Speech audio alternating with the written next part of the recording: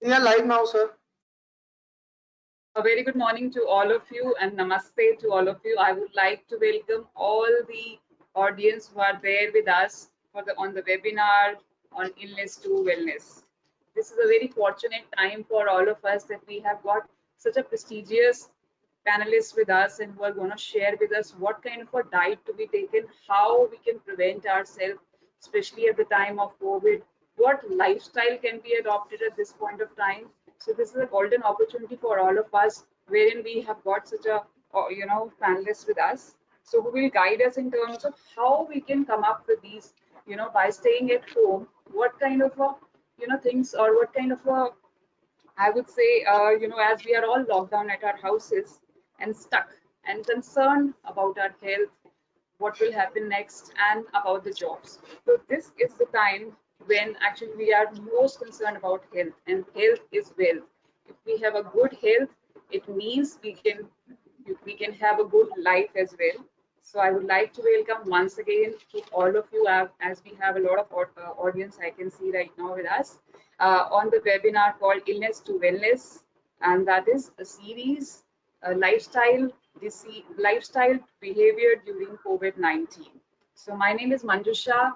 I'm a certified wellness and yoga trainer and an art of living faculty. I'll be moderating this session with all of you. It is my indeed pleasure to welcome to both my renowned and distinguished speakers, Ms. Ishi Khosla and Ms. Ritika Inamdar with us. So since they are an esteemed personality who need no introduction, I'm pleased to share their key achievements. First of all, I would like to tell about more about Ms. Ishi Khosla. She's practicing clinical nutritionist. She deals with a wide range of nutrition-related, health-related problems, including obesity, diabetes, cardiovascular, digestive disorder, and food allergies, etc.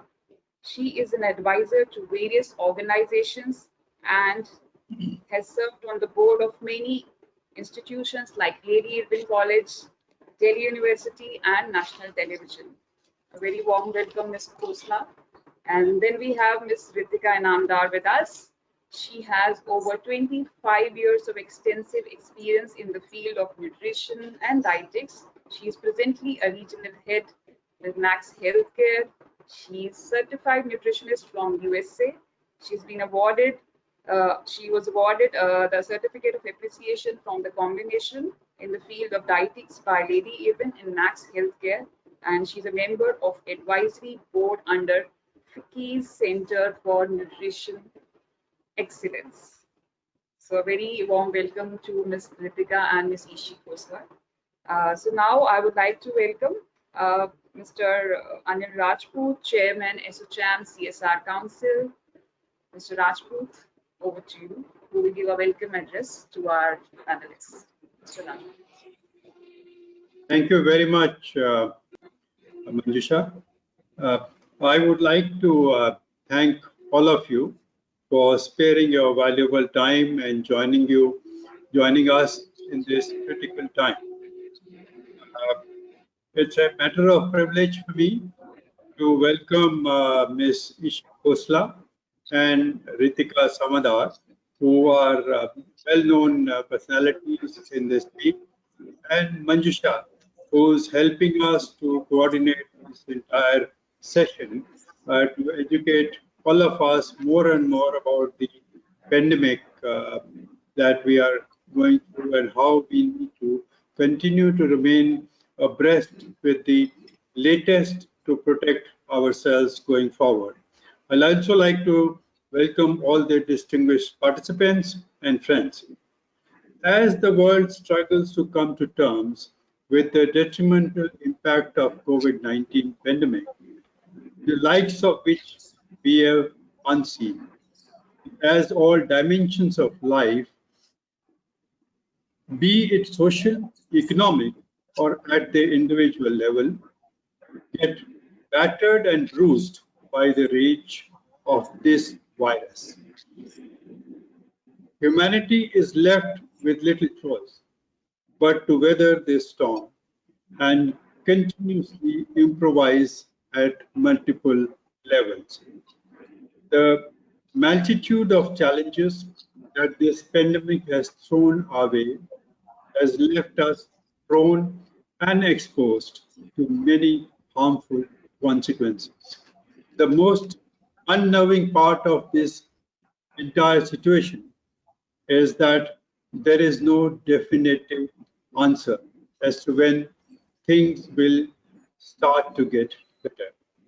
I say this because the numbers cause a spike in anxiety levels that bring about this. There is a great deal of despondency. After 5 months of onslaught by this virus, the world has nearly 30 million cases, with India having over 5 million. It has also left the diseased at a horrifying figure of nearly 1 million. Elements of this virus is the wide-ranging impact it has on the human body. The hearts, lungs, kidney, blood, and many more vital organs and functions of the body are vulnerable. If one is affected by this virus, no one knows how the infection will finally play out in an individual. In addition, a vaccine is still many months away at best. Therefore, the most effective way to counter this virus is to not to get it at all. And thus, the adage of prevention is better than cure, which holds especially true under the present circumstances. I am of the firm opinion that lifestyle behavior plays an extremely important part in our life. Even when we discussed it without the backdrop of COVID-19 pandemic, globally 14.2 million people between the age 30 to 69 die prematurely each year from diseases like heart attack, diabetes, and high blood pressure. The most common lifestyle disease are obesity, type 2 diabetes, heart disease, high blood pressure, so on and so forth. Everything in life is about balance and consistency. Therefore, a right balance and regular exercise, be it yoga, weights, walking, running, or cycling. Eating a nutritious diet, one which provides basic vitamins and minerals like vitamin C, D, zinc, iron, and having multivitamins if need be, along with mental relaxation, can go a long way in warding off many of the diseases that I mentioned. Under the present circumstances, the lifestyle behavior have to be followed to the T. This will go a long way in helping those with comorbidities, and at the same time also help those who are otherwise healthy but have been impacted mentally and emotionally over the past 5 months. We must remember that the virus is around us and we cannot afford to lower our immunity, even for a single day, as this can make us susceptible to this Hydra-headed virus. I look forward to an enlightening session because we have the best of the best at this panel today, and they will surely give us many tips which will help us looking after our body and mind much better. I'm eager to learn and hear views, opinion and suggestions of our esteemed panel. I wish this webinar a great success. Thank you very much, and Jai Hind. Over to you, Manjusha. Thank you very much.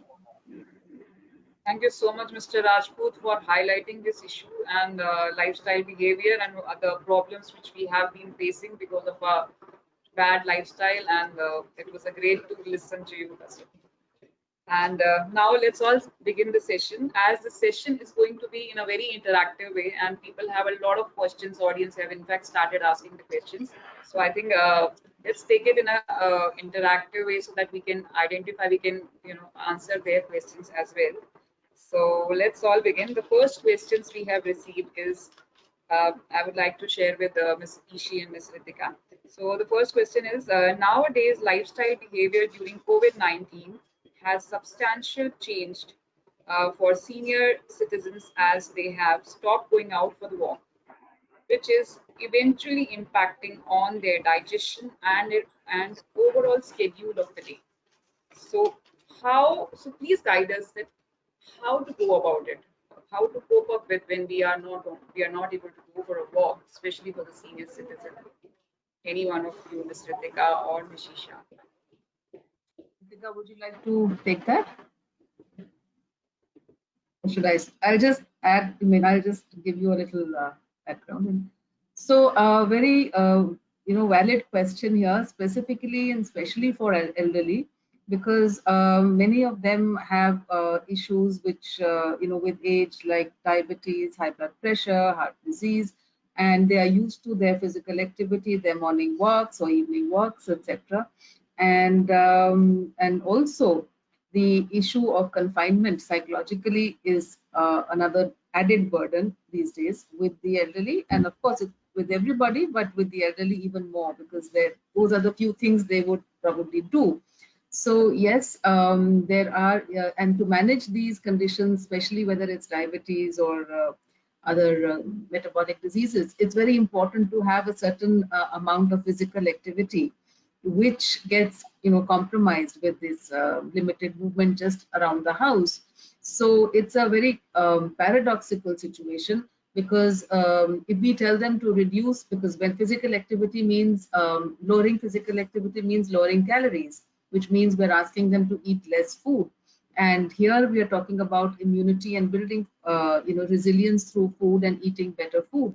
So we need to understand how to make that combination happen. That means you eat less food, but it should be better quality and making you stronger. So what they eat is extremely important, and the foods which provide empty calories, which are just providing energy, need to be cut down in favor of foods which are what we call protective foods. Protective foods. There are a whole host of protective foods in our diet.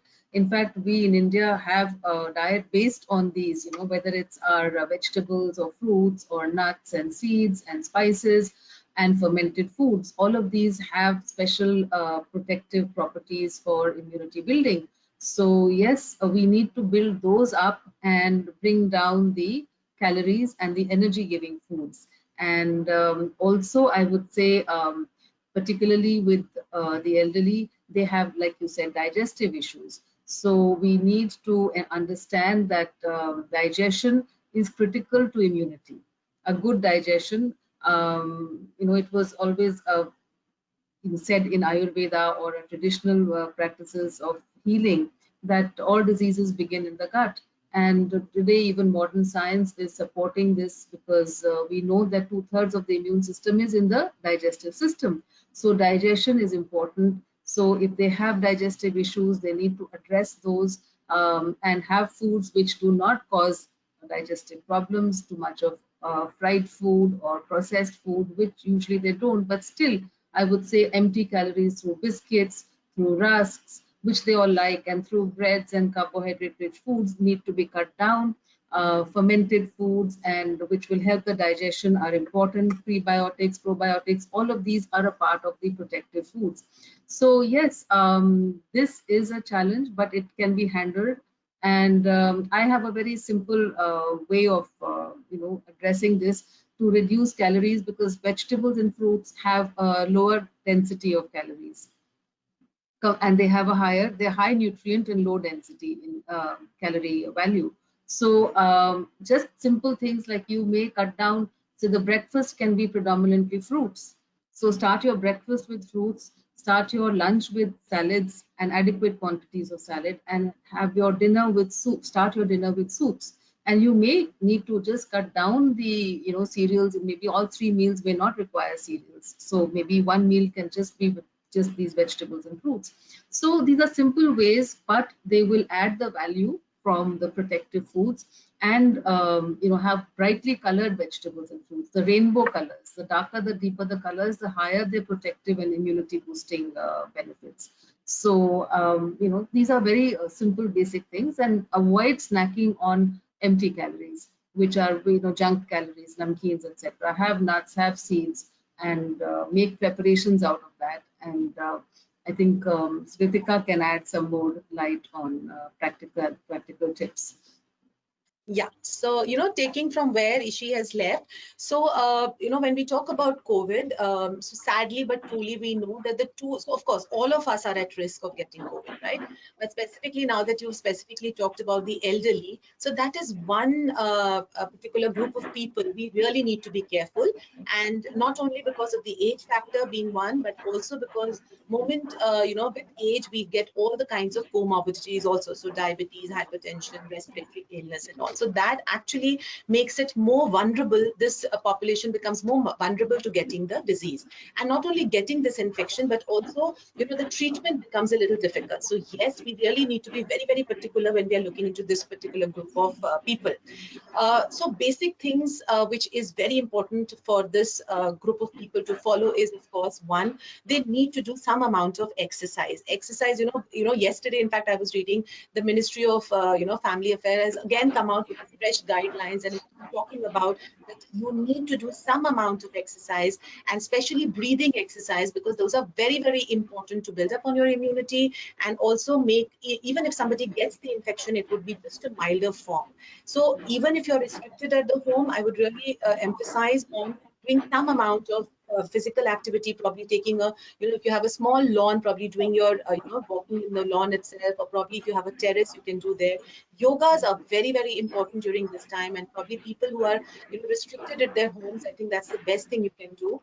And of course, as Ishi said, that yes, the quality of food is more important than the quantity, especially when your physical activity is restricted. You really need to emphasize on the quality of food. So don't go on for bulk food, because obviously there's no exercise, people tend to put on weight, the digestion is at stake. So the best way that you can do is that probably look into quality of food. And again, luckily, I think sadly, but luckily, during this pandemic, we've just realized how important the diet is for all of us. And we've just gone back to our traditional foods. So be it the herbs, be it all the immune boosting foods, be it fruits and vegetables. I think we as dietitians and nutritionists, and I'm sure Ishi would agree on that, we've been always talking about it. But sadly, it actually took a pandemic for all of us to realize that how important it is. Just go back to our basics of having fruits and vegetables and nuts and seeds, because they not only help you to build up on your immunity so that your chances of getting an infection is less, but at the same time, they're also helping you to probably control your comorbidities. So be it diabetes, your hypertension, your cardiac problems, even chances of controlling them and have a better control over these becomes much, much better if you go back to having good quality food. And of course, we really don't need to forget the basics of preventing COVID. That is, of course, having the social distance and wearing the mask, because I think working in a hospital, we've actually got tuned to saying that you start your sentence and finish your sentence by saying that mask and social distancing is the only way that we can actually protect the entire population from getting this infection. Thank you so much, Ishi. Very, I think overall we got the gist of everything, I think, in this. And the second question is related to, again, senior citizens we have come up. So what would you like to suggest for adults or senior citizens who are having problems like insomnia? All of a sudden this problem has arisen, sleepless nights. So what would you advise to senior citizens for that? Yes, this I do experience in my patients also, that people who are generally healthy are complaining that can't sleep these days, there's something wrong. And so it, of course, the anxiety is there for everybody. Nobody is exempt from the anxiety and the fear of the uncertain, which really we like Mr. Rajput said, we don't have answers as to when and when it is going to end. So it is certainly a cause for concern for everybody, and elderly even more. And I would say that as far as there are two parts of it, which is one is a diet and one is the the other lifestyle interventions. Diet, of course, is something which means digestion. Again, eat food which is easy to digest. Don't eat heavy food in the sense which is highly the masala food and all of that. Even simple dal chawal, khichdi, with vegetables and a whole lot of spices, the protective spices that we have, is a great idea. Foods which, when your digestion is calmer, when your digestion is good, your body begins to relax, and it can focus on other functions and which are important. And to calm your nervous system down, there are specific vitamins and minerals which are required, and sometimes I would say mostly these are ignored.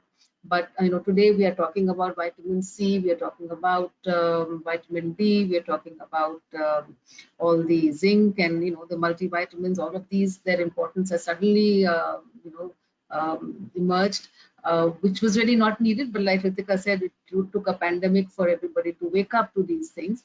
That there is another nutrient which, apart from what we are talking about, is magnesium.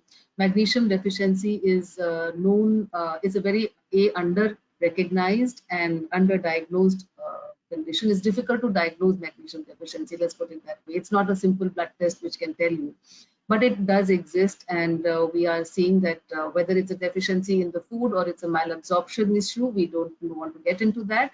But magnesium as a supplement will do a lot of good work for people who have anxiety and sleep disorders. It actually has many roles to play. So whether we're talking about diabetes management or cholesterol management or sleep management, all of these are connected with magnesium, has a huge role to play. Now, I am saying that very boldly on the the platform that we are, but I would not recommend anybody going on to magnesium or any supplement without supervision. So they have to be taken in a certain way and they have to be combined in a certain way. But magnesium as a supplement is needed by everybody, especially the elderly, for not only, like I said, for sleep, but to generally calm themselves down. And then there are very good herbs that we have in our traditional system, like ashwagandha. Ashwagandha again is a very good herb for immunity building and for the nervous system and for people, and it's pretty safe for most people to have. But again, I would say it's important to take a little advice before you get onto these things. And of course, sleeping or eating at the right time. If you eat late, it can disturb your sleep.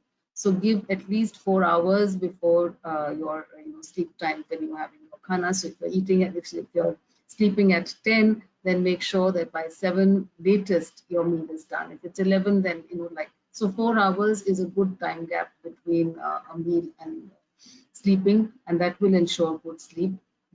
And the last meal should not be heavy.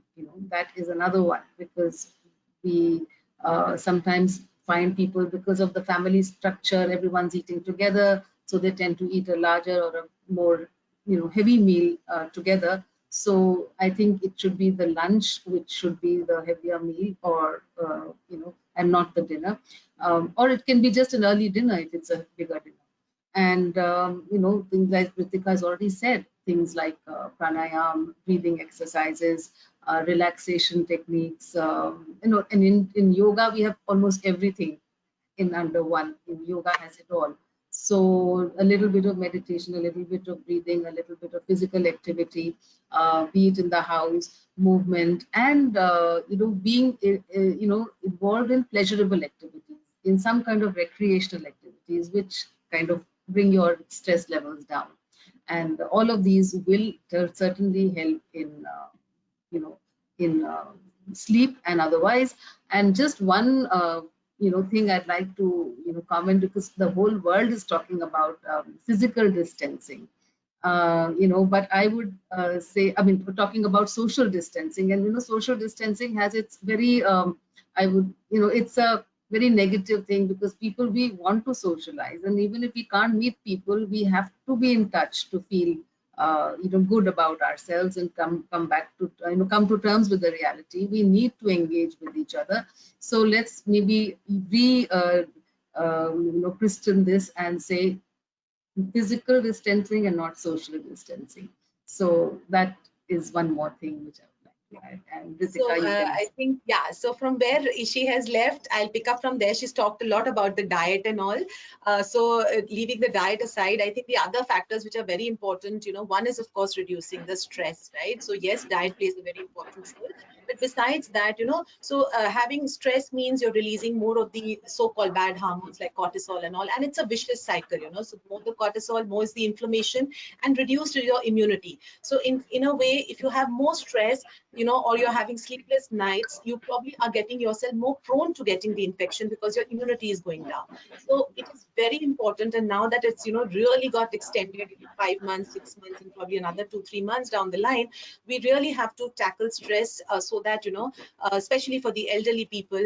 And I think one of the ways I would share my own experience of what we did, because, during this entire pandemic, we've been in the hospital and we've been coming every day. So what we decided as a team that, every individual would have at least 5 to 6 elderly people in our group who we would call up on a weekly basis. So I have almost about 15 people now who I make it a point to just give them a call, just to ask them how they are doing, if they need something and all.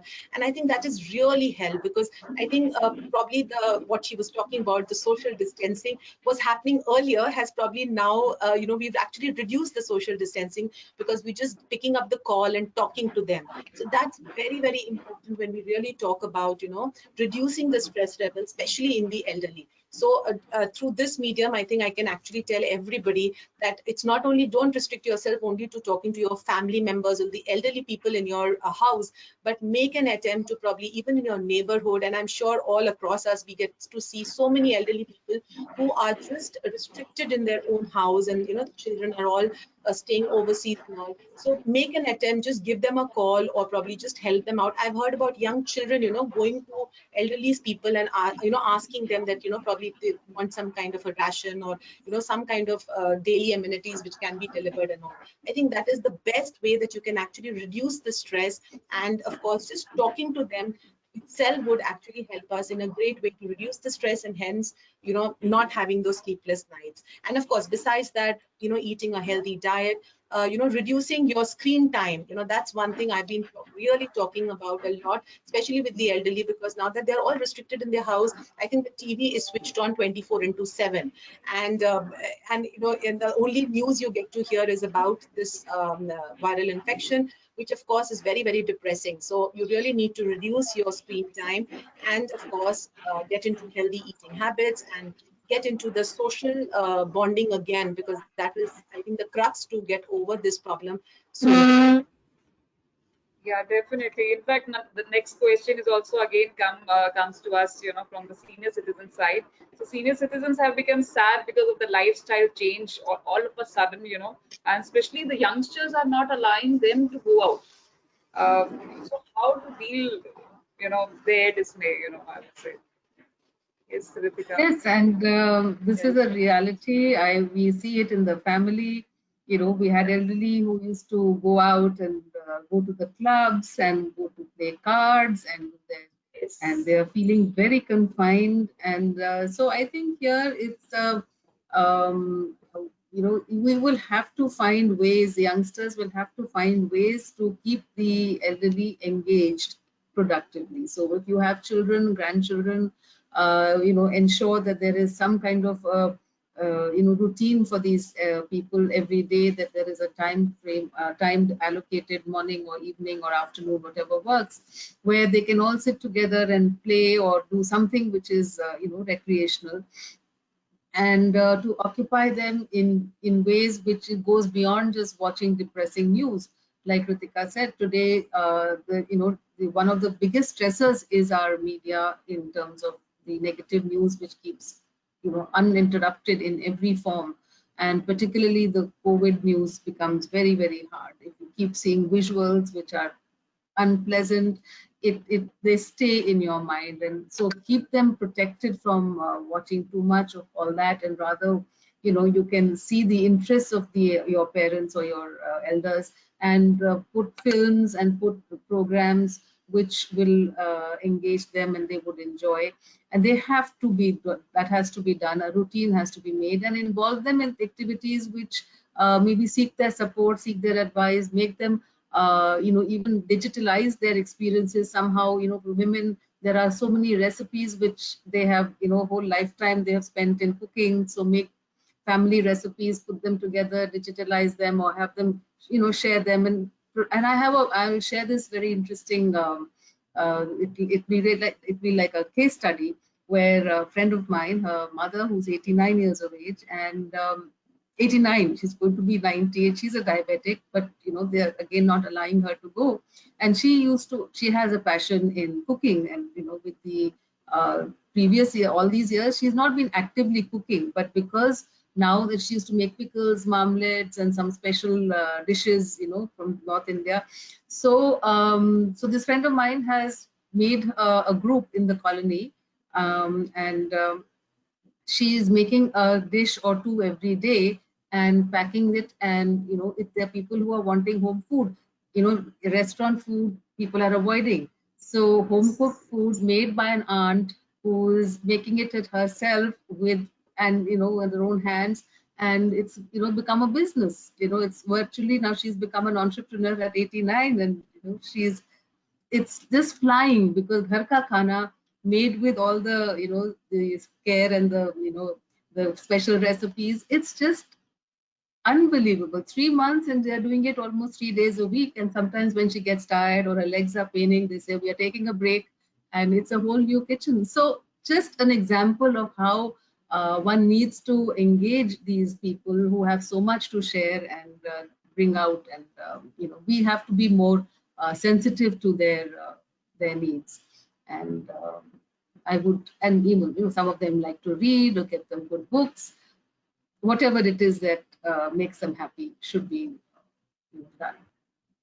So, what she has said, I'll just add one more thing is, of course, now with the unlock 4, it's time that people start moving out a little. So even for elderlies, we've actually started recommending them that if they can go out early mornings or late in the evenings to the parks for a small stroll, it's a wonderful idea. And the only thing to be taken into precaution is, of course, don't go into crowded areas. So if you have a nice lawn outside, and most of the parks, I'm talking from the Delhi point of view, most of the parks in Delhi and all have opened up, and it's a lovely time to go out, venture early in the morning.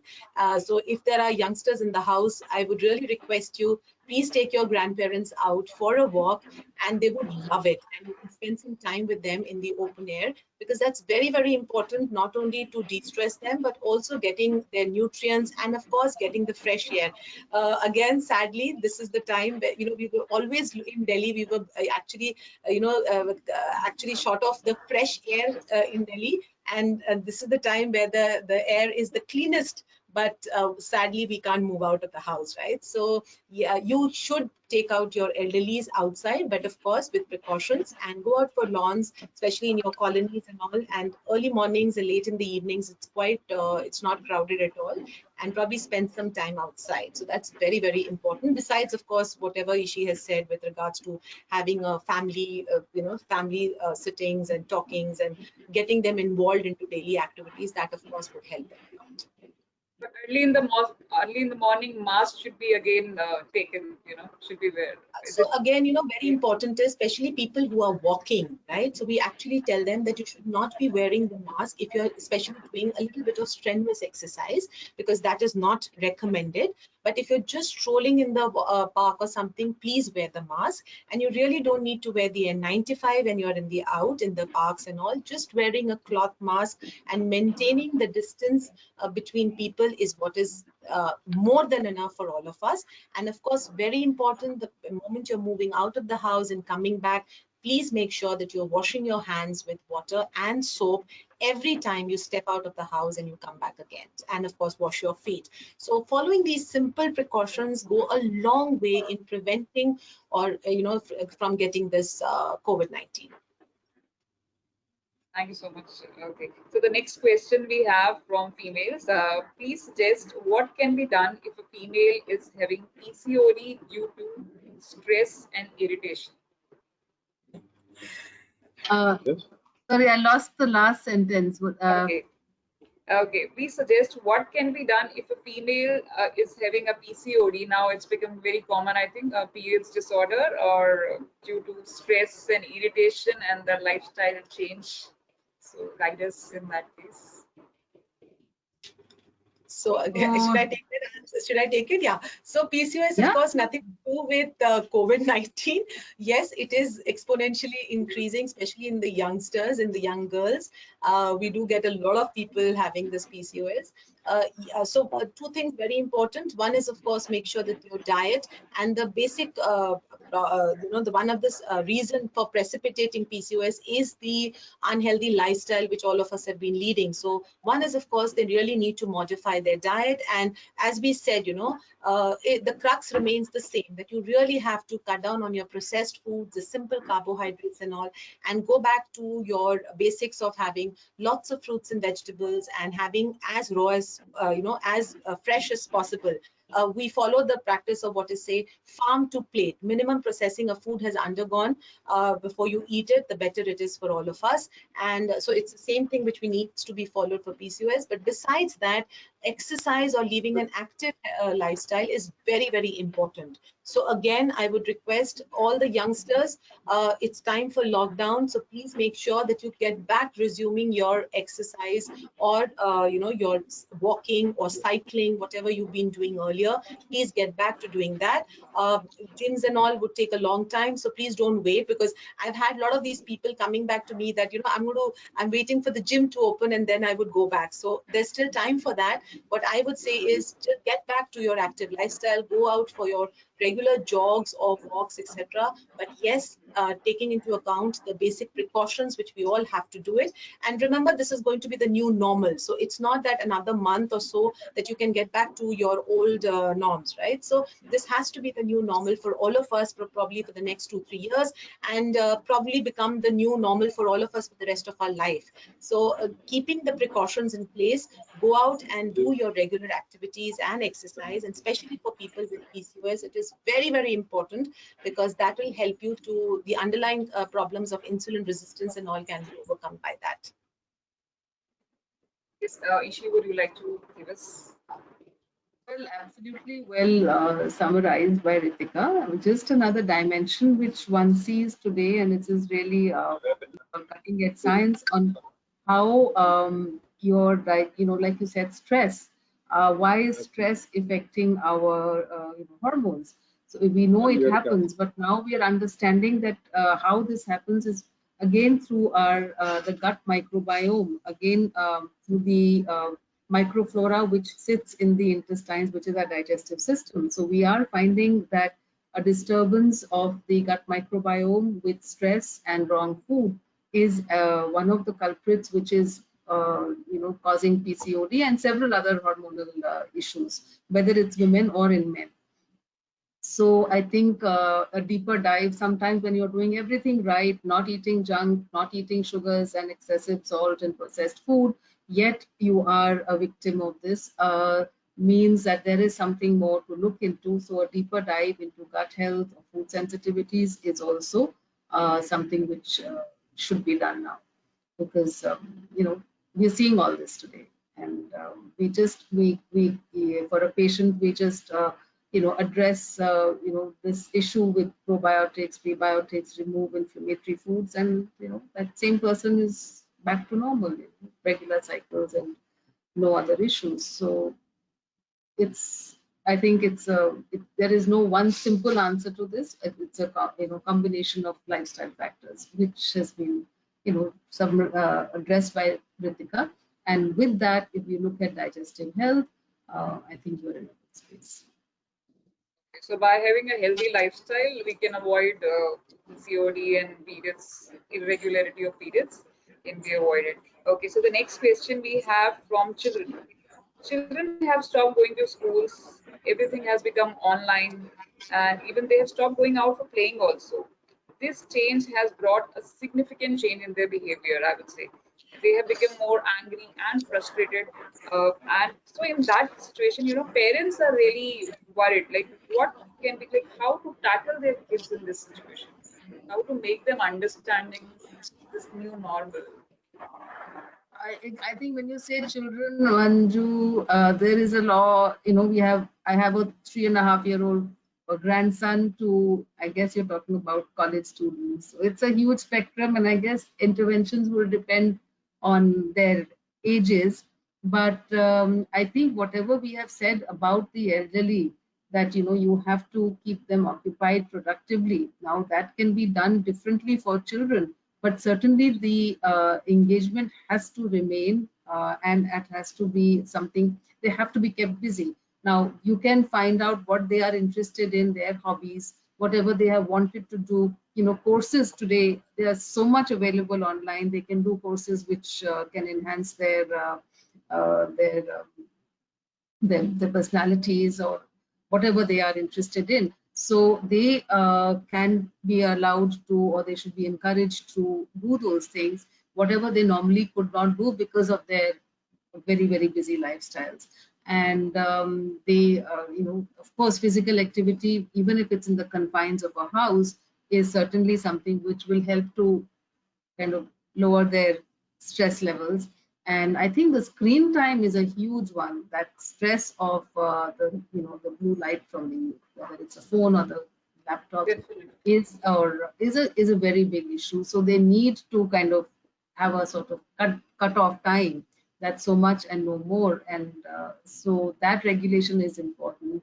And going back to a healthy diet, that is something which also is a part of all this.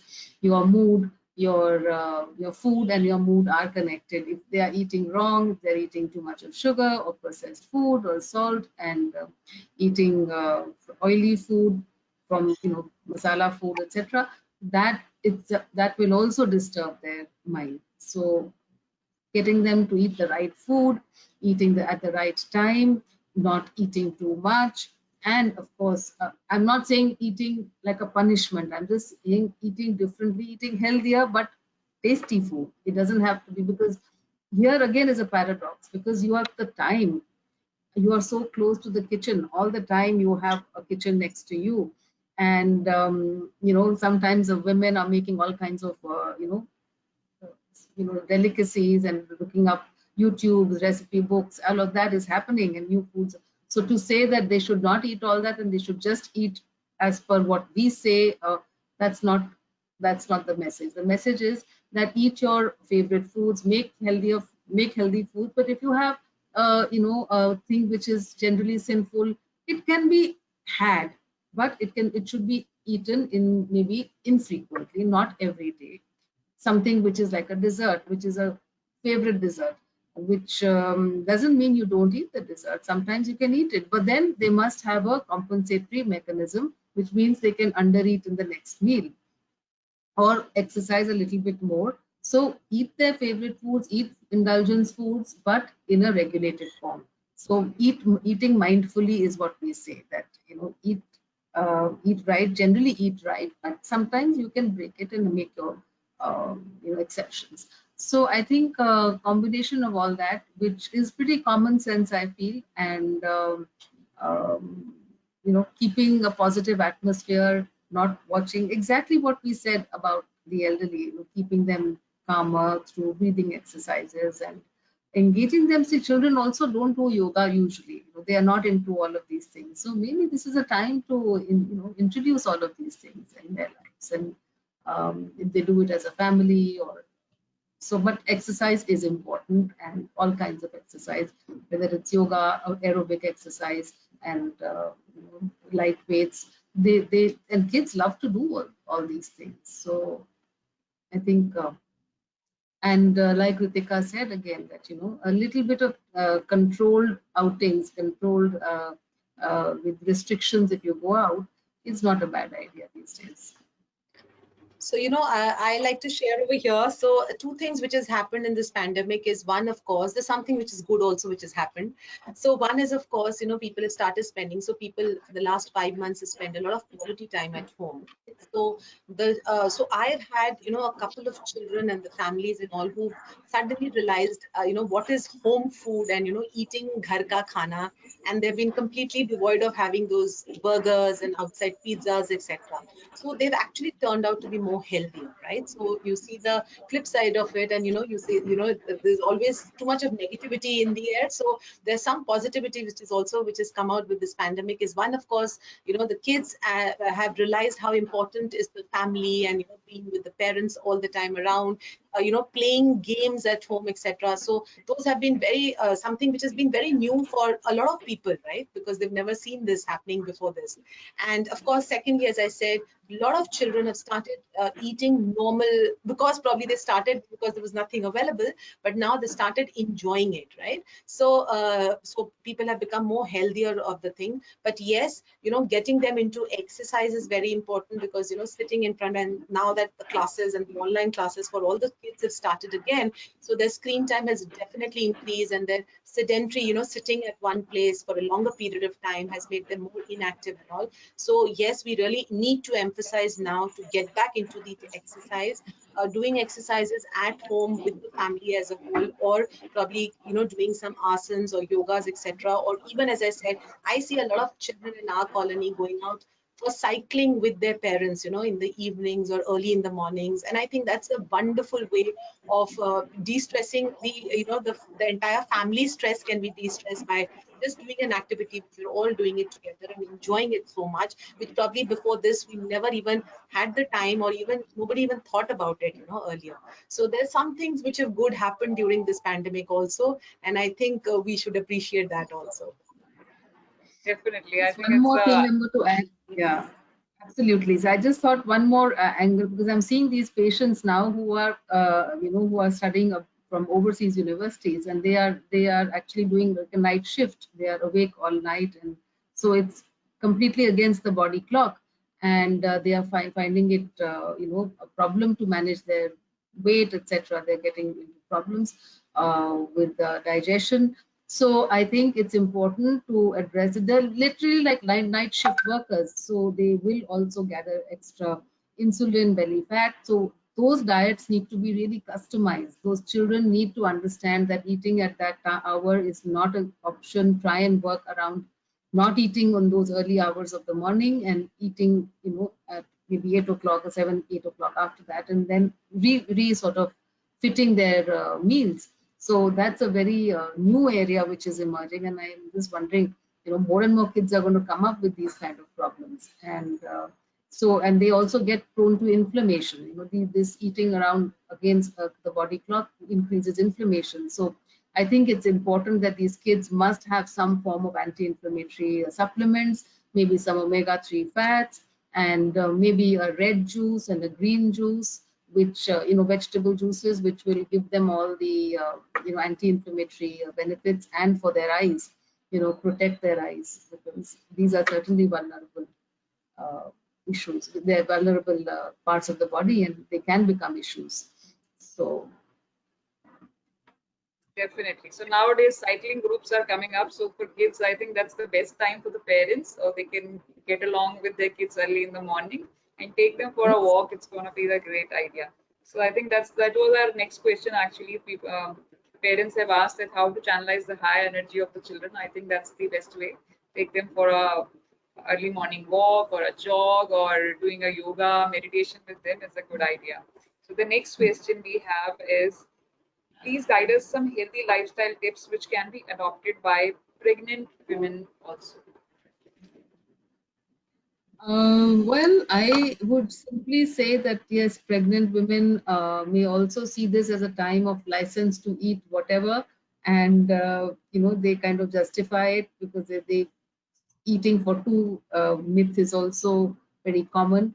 So I think we cannot overestimate the importance of eating healthy and eating nutritious meals during this time, and cutting out the junk, and ensuring that they don't eat what we call empty calories, sugars, and all kinds of sweets which can be eaten at this time should be avoided. And small frequent meals are better for pregnant women rather than large meals. So that's a very important tip. And ensuring that they do not, the weight gain in the entire pregnancy should not be more than 10 kgs, regardless. So they must keep a cap on their weight and weigh themselves regularly. And most of this weight should be in the last trimester. So, in the first 2 trimesters, it can be about 5, and the last can be about 5 and maximum. So monitor that, avoid excessive sugar, salt, and fast foods and processed foods and empty calories.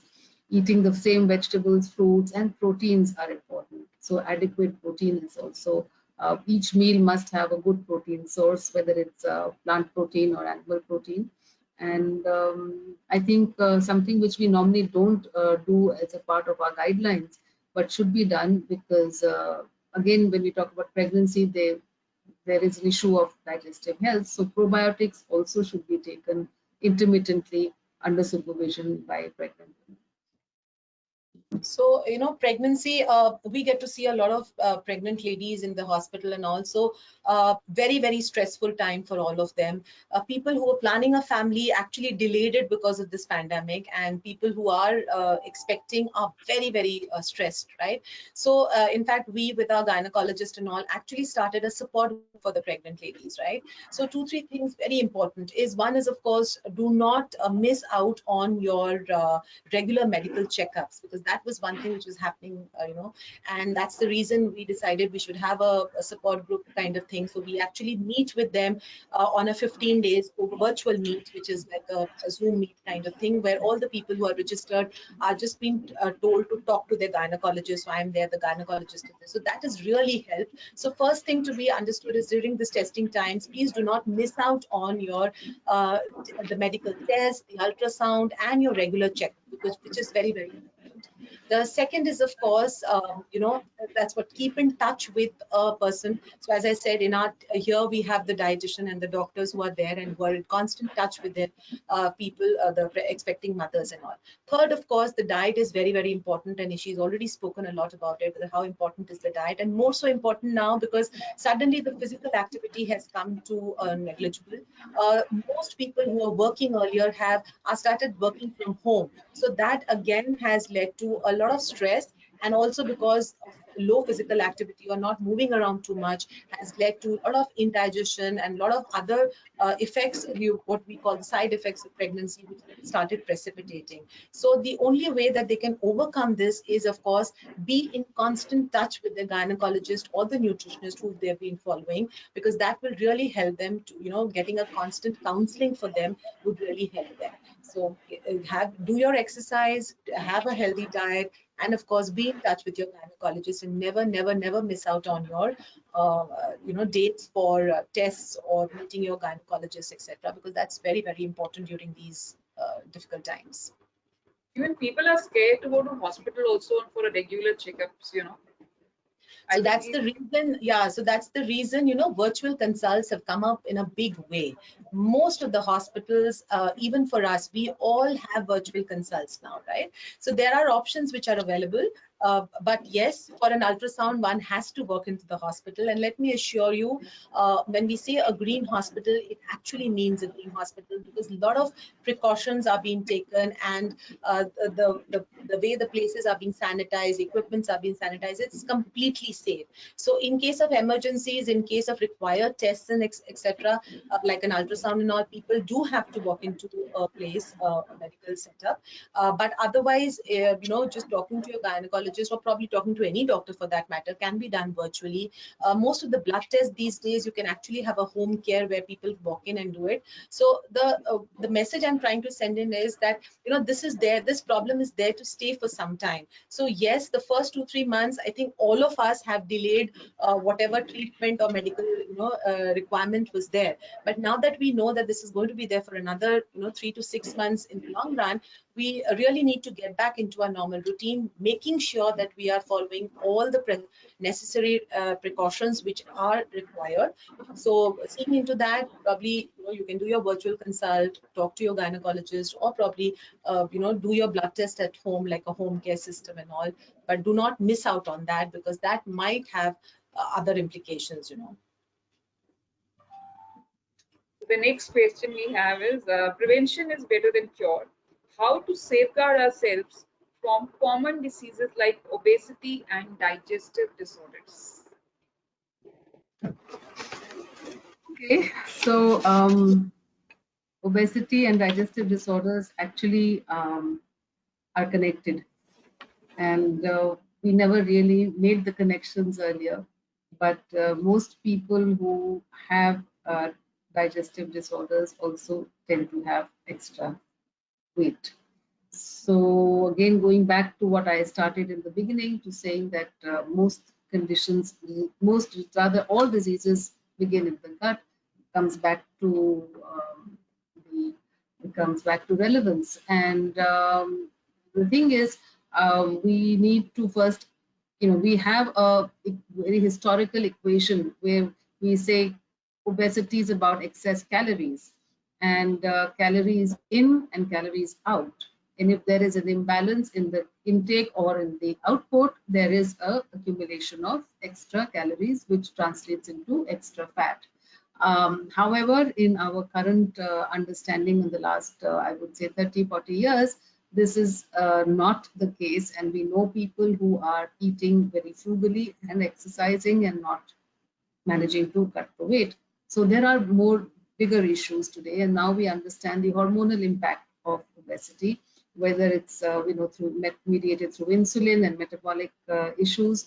Too much of insulin means too much of body fat, and we have too much insulin in our body when we eat too many carbohydrates, when we eat too much of sugar, when we eat maybe too many carbohydrates like roti, rice, bread, or bakery products, etc., etc. So sweets.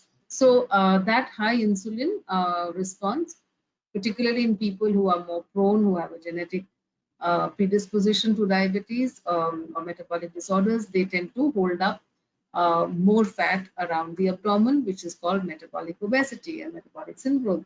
And so the obvious is, if you've understood the cause, then you can cure it. So yes, for metabolic obesity, please cut back on these simple sugars and carbohydrates in favor of more vegetables and plant protein and good fats. Now, one way of dealing with obesity was earlier a low-fat diet. Now, again, we found that there was a flaw in this.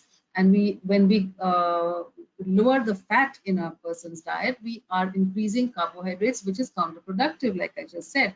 So a good fat intake is important, but good sources of healthy fats is what is needed to fight obesity. Otherwise, everyone said, oh, we can't eat nuts because we have a weight problem. We can't eat olive oil, we can't eat mustard oil, we can't eat these because we have to have steamed food. Not true.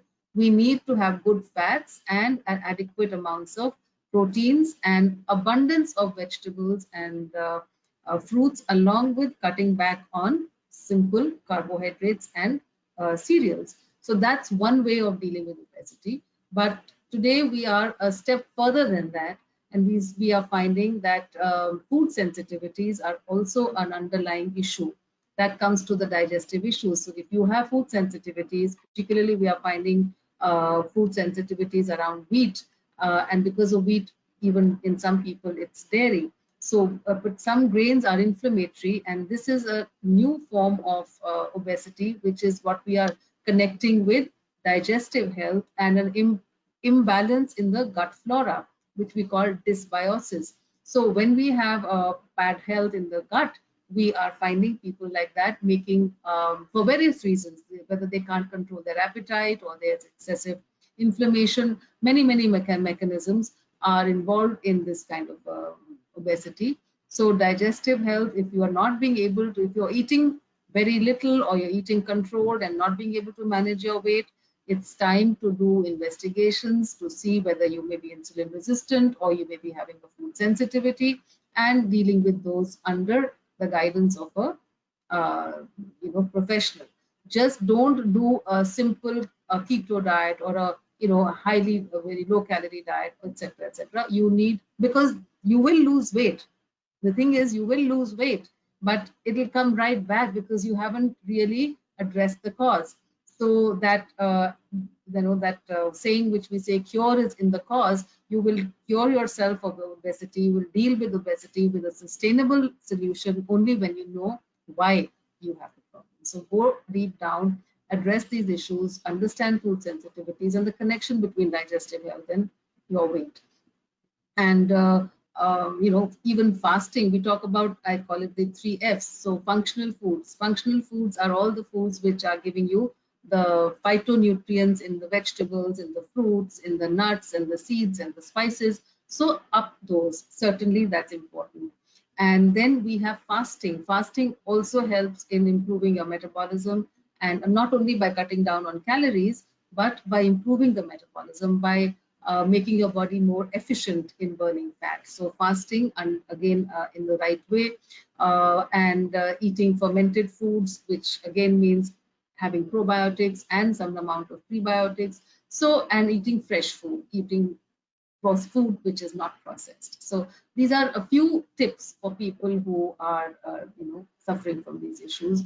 And I think once you are able to understand your body, you're able to join the dots. It is it is where, it is how you have to address it. So we always say what you eat is important, how much you eat is important, when you eat is important, how you eat is important. And lastly, I would say, people say how much to eat. So the simple golden rule here is eat till you're 80% full.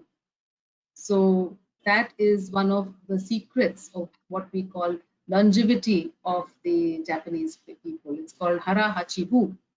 That is simply saying, don't eat till you are absolutely full. Wait for that 20% and stop. So that is a very important tip for everybody, whether it's A, B, C.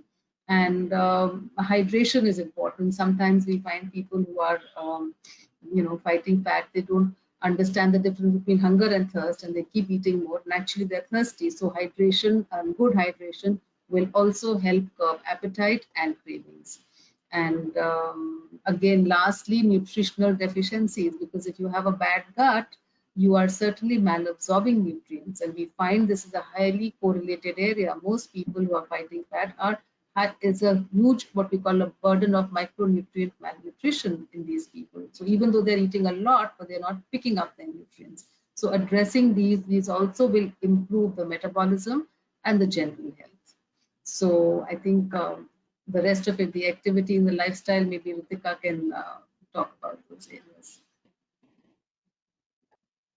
So, obesity, yeah. So she's already talked about how to probably overcome, how to fight obesity and probably be healthy. But again, I think during these last 4-5 months, we've just realized that obesity is the new disease. We really need to fight it first, because as we could see this time during this pandemic, that people who were obese, people who had comorbidities, especially because of obesity, be it your kidney problems or diabetes and all, are the ones who are getting the severity of the COVID-19 form. And the mortality rate, or what we call the death rate, is high only in these people. So very, very important for all of us to understand that no longer can obesity be just restricted as a cosmetic problem, or probably something which is to do with your looks or something, but go a step further to think about it as a medical issue, because it's not just restricting that you get more prone to diabetes or hypertension, which we've been talking for long, but even things like a simple viral disease, a person who is obese has a higher incidence of getting the disease, and not only getting the disease, but also the severity of the disease would be much, much severe in an obese person. So that's how 70% more, Ritika. 70% more. Yeah. And most of them, Obese, once they get into, the severity, meaning get into ventilation and all, being ventilated and all, it is very, very difficult for them to come out of it. So I think it's high time we realize how important it is for all of us to be healthy. And of course, she's just talked about the various ways where, it's not just what you're eating, but how you're eating, when you're eating. Quality is more important than the quantity, which we've been talking about it for some time now. But I think hopefully people have realized. In fact, we've done a study, we're doing a study in the hospital where we found that people who were obese and had undergone a surgery and had much lower weight now were less prone. In fact, the incidence for those people has been less than 1% as compared to people who are BMI was more than 40. So it is as simple as that if you are healthy, your immunity is high, so your incidence of getting any kind of infection, be it a communicable or a non-communicable, would be much, much less. So I think if this message goes out to the public, they would actually start taking, thinking about obesity as a disease, and probably start taking all the, whether it's the dietary or the lifestyle or whether it's medical management, take it more seriously and start working on it. Thank you so much, Ritika. So this was the next question. In fact, building immunity. Everybody from our day one since the COVID has come, build immunity. Now doctors have also started saying, so what are the supplements which can be added in our day-to-day, everyday plan? Let's say if I need to plan my diet, so what should I take it to build immunity? So I'll start here. This is very interesting. We've been talking about it all this while, but nobody took us seriously. The moment you had these guidelines coming from Ministry, and thanks to the government who've been very supportive, they've started talking about the Ministry of Ayush, and the Ministry of Health and Family Affairs has started taking out these guidelines. And I remember even the college students, the school students, everybody has got these WhatsApp messages from the Ministry of Ayush, and which talks about that how important it is to have a good immunity and take food. Just a line of caution over here, and I'm sure she's going to talk about all the foods in particular, but do not go for supplements, right? So this is something which we are talking about. Yes, if somebody gets diagnosed with COVID and post-COVID management, yes, you have to be on supplements, and we are prescribing them of supplements of zinc and vitamin C and omega-3 and vitamin D for at least 6 to 8 weeks during the treatment and post-treatment of COVID patients. But for a healthy population, my only request is get into having all these supplements which we are talking about, vitamin C and zinc and omega-3s and vitamin Ds, as possible, as far as possible, from the natural sources. And of course, a lot has been spoken about, again, the natural herbs which were there all this while in our kitchen, and we probably forgot about it. But again, time for a revival of these natural spices and herbs which are there. But again, a line of caution, don't go overboard. We've had people coming into the hospital getting admitted with severe gastrointestinal problems because of over intake of these kadhas and all, and been taking like 3-4 times in a day, concentrated form. And so just be as take it in the natural form and take it in a regular way, and don't overdo it also. So very important, because that's how it's the human mentality that whoever is saying whatever, people are just taking it. So you really need to do this. And again, nothing, so that's one line of caution which we tell everybody, that there are no foods or supplements which would prevent the onset of getting the COVID-19. There are no foods up there. The only thing, these foods and all these supplements which we're talking about, just helps you to build your immunity so that your incidence of getting the COVID-19 would be less. And even if somebody gets it, would be in a much milder form, or what we call the asymptomatic form of COVID-19, and the recovery would be much, much better. So these are the two things which you have to be very careful about. But yes, not taking away the importance of having all these kinds of micronutrients or the immune boosting foods, which of course we've been talking for long, but now for sure the importance has been felt by each and everyone in the society. Yes, Mrs. So essentially, I think Ritika has said it, and in Indian, at least our population, we don't need introduction to immunity boosting foods. We eat them every day. We eat our turmeric, we eat are all the garam masalas, all of which are, they have immunity boosting properties, whether it's cinnamon, whether it's black pepper, whether it's tulsi, basil, amla, they're all so integral to us. So we don't need to go very far. I would just say that even one Chyawanprash, which is a mixture of so many 50 plus herbs, is a simple way of dealing with this, getting a regular intake regardless of who you are, because these are the principle of Ayurveda. I'm not an Ayurvedic specialist, but to understand from my perspective that everybody is different, everybody's gut microbiome is different, and that is really distinguishes me from my family, other family members. My need may be different, and as populations and so regions, so everyone's unique. And that's the simple one thing which Ayurveda says. So what may be good for you may be another man's poison. So we need to be very aware of what suits what. We can't do that individually. So Chyawanprash is something which is generic and can be eaten by most people easily.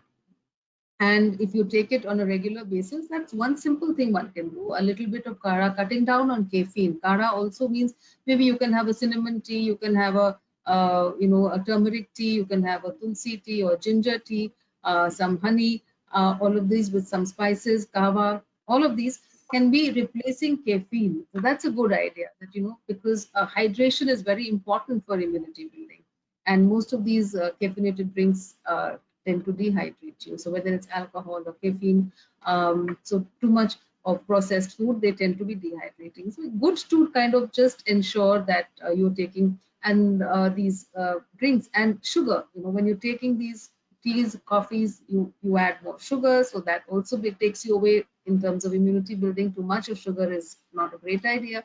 So I think they have their value. People have to be sensible in taking these, overdoing them.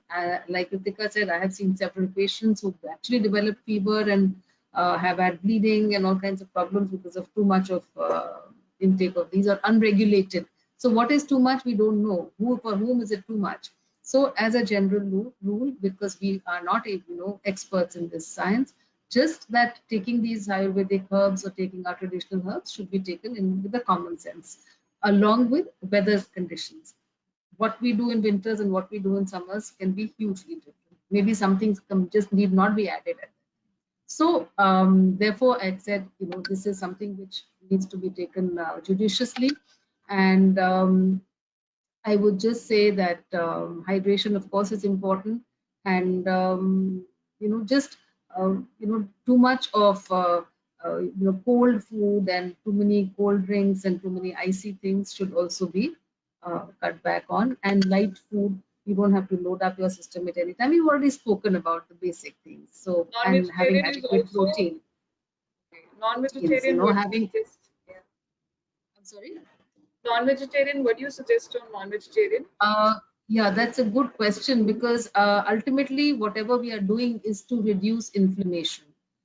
Inflammatory, I think I spoke about this word inflammation earlier too, that the diet should be anti-inflammatory. And when you take too much of animal protein, you are increasing the inflammatory components in the food. So whether it is meat, fish, chicken, egg, or it is dairy, any of these, so to be taken by those who take non-vegetarian food judiciously. If you're taking it 6 days a week, make it 3 days a week. If you're taking it 3 days a week, make it 1 day or 2 days a week. So come down on it in favor of plant protein. And plant proteins are basically all your dals and your beans and rajmas, chanas, sprouts, nuts, seeds. All of these are sources of plant protein, and we can have a great combination of, this. If you are a non-vegetarian, a combination of both. So you don't have to eliminate, completely animal protein. I'm not suggesting veganism or vegetarianism, but certainly I'm advocating a healthy diet, irrespective. So this is one big message, a very important message for anybody who's listening, that just eliminating something from your diet is not going to result in good health. So today a lot of people are going gluten free, but that may not result in good health unless the replacements are well chosen, are well balanced. Diet has to be generally healthy. So what you eat and what you take out, both are important. What you replace it with. So healthier alternatives are extremely critical. So back again to the, like we've started, that plenty of vegetables. So again, just revision of what I said in the beginning. Start your days with fruits and your karas. Have something warm in the morning. Don't have a cold drink in the morning. Have something warm, and have a easily digestible breakfast. Start with some fruits, and you can add vegetable juices around mid-morning. Have a lunch, which is the largest meal if possible, which is with whole grains, and have your lunch. Start your lunch with some salad. And here, I would say there's a checklist of raw foods, which, if you have a good digestive system, try and achieve 1 carrot, 1 cucumber, 1 tomato, or an equivalent every day. Try and have green leafy vegetable saag, some seasonal saag every day. Try and have a seasonal fruit every day. Try and have minimum, and 1 amla and 1 lemon minimum every day, and a handful of nuts and seeds every day. So this is like a checklist. So you can sort of monitor what you're doing. Have you achieved it? A salad or a vegetable juice or snacks, whatever. And lastly, start your dinner with a soup. And a soup can be a whole meal in itself, or it can be followed by a meal depending on your needs and who you are. So simple things, and snack smart. Avoid the bakery products as far as possible, which provide maida and bad fats, and replace them with healthy fats and healthy bakery. So I think that's a lot of food for thought. Yeah, that's definitely. That's another question we have come up with. Health is wealth, especially in the present scenario when everyone is facing issues like cardiovascular diseases, like heart problems, high blood pressure. So, what would you advise to, in that case, to the audience? I would just say ditto.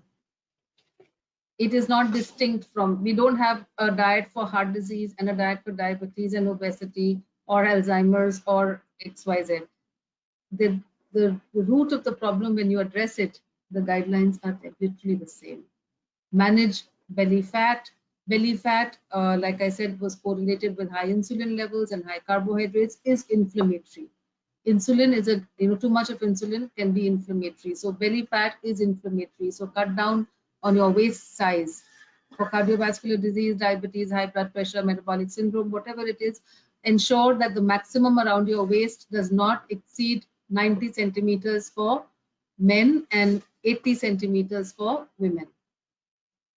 That's very important. Yes. So taking a healthy lifestyle, having a healthy lifestyle, you can overcome from any disease. That's what has been suggested by Ms. Ishi and Ms. Ritika. So the last question is basically, so people, people who are working from home, be it a student or a teacher or a parent who are working from home, either a housewife, most of the time they're spending their time on the screen, be it a laptop or a mobile. So how to reduce the time, and that can be, and like what kind of a exercise or a diet you can recommend for the eyes, eye care, I would say.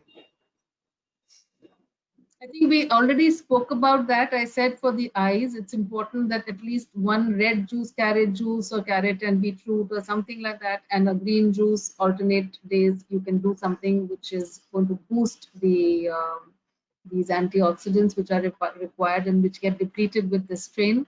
And anti-inflammatory fats, we spoke about the omega-3 fats, which is either through a fish oil capsule or through chia seeds or flax seeds and green leafy vegetables.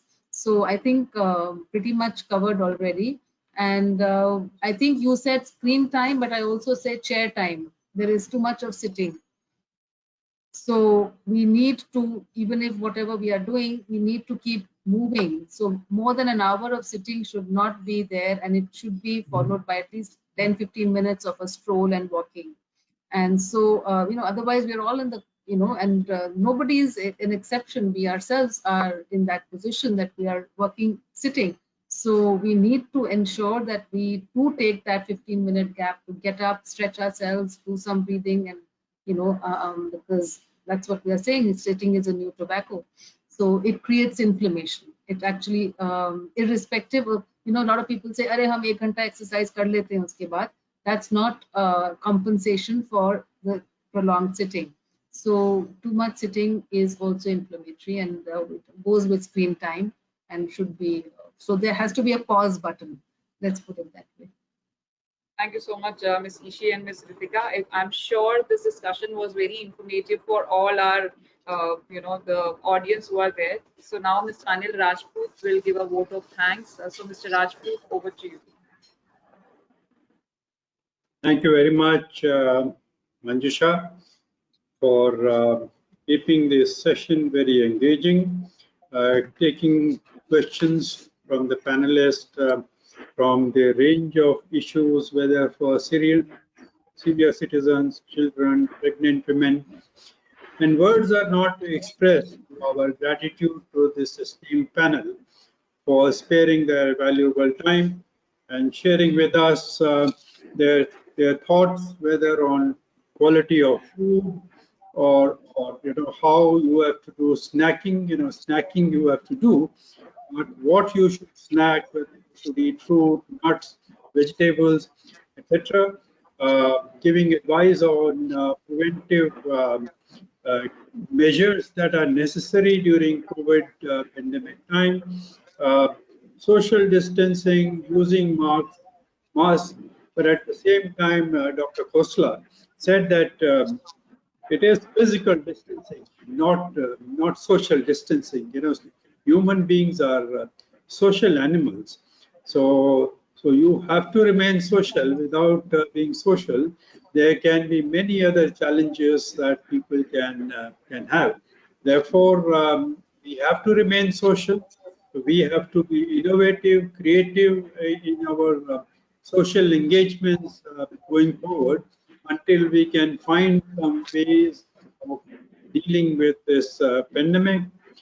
Very good tips have been given on insomnia, fear of uncertainty, how it can actually cause huge amount of anxiety amongst people. Ashwagandha was one of the suggestions that was given by Dr. Khosla. Eating right, and not only eating right, eating at the right time was also very, very important for everybody.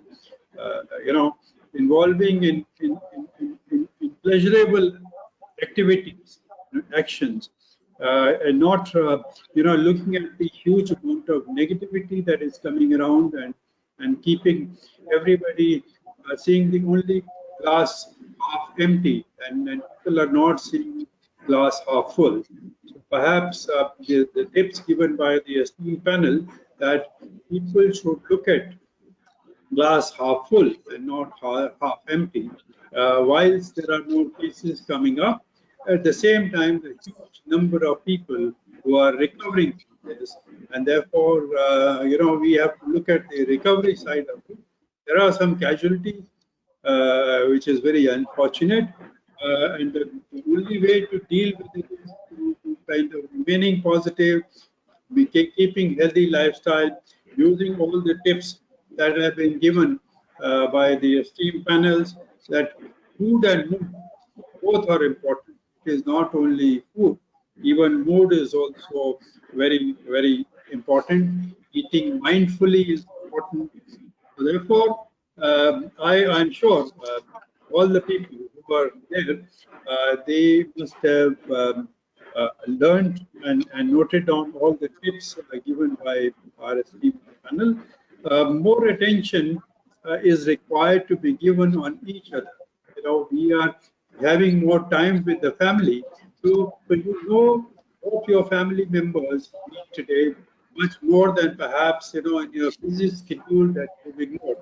What elders need, what children need, and this time can be well utilized in creating that family bonding, which is extremely important. Ritika raised many important issues like Ghar Ka Khana, how people have rediscovered that Ghar Ka Khana actually is something that is very, very important, and people have realized that all the junk food that they eat, how that has created a huge amount of problem to them. Tips for family, that do cycling together, that also creates a huge amount of new set of doing exercise at the same time, recreation and creating some sort of competitive spirit between the family with children and elders together. Many tips have been given from pregnant women. Um, Good, good food is required by everybody. Okay, and an extremely important tip that came out that you should not fill up your stomach completely. 80% is good enough for you to remain good, healthy, and energy level that required by your body.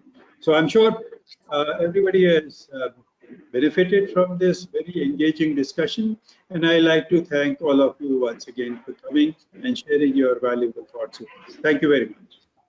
Thank you. Thank you for having us.